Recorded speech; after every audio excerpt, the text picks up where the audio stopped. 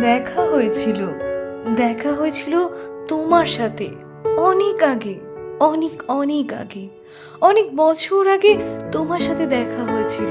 তখন আমি একেবারেই ছোট। তখন প্রেম ভালোবাসার কি বা বুঝি। দুটো সিনেমাতে ভালো ভালো প্রেমের ডায়লগকেই যেন প্রেম মনে হতো। কাউকে ভালো দেখতে হলেই প্রেমে পড়ে যেতে হবে, এটাই আমার কাছে প্রেম ছিল।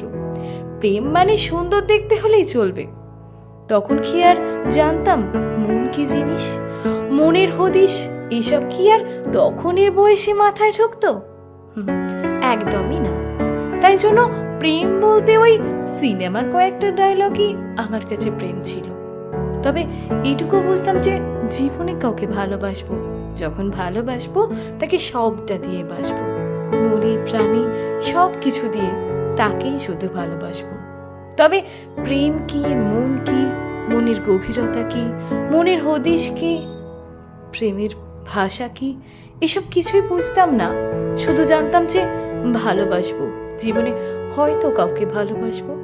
নিজে সরল সাদাসিধে ছিলাম বলে সারা পৃথিবীকেই সাদাসিধে মনে করতাম। কখনো বুঝিনি যে নিজের চাওয়া পাওয়াগুলো সবসময় পূরণ হয় না।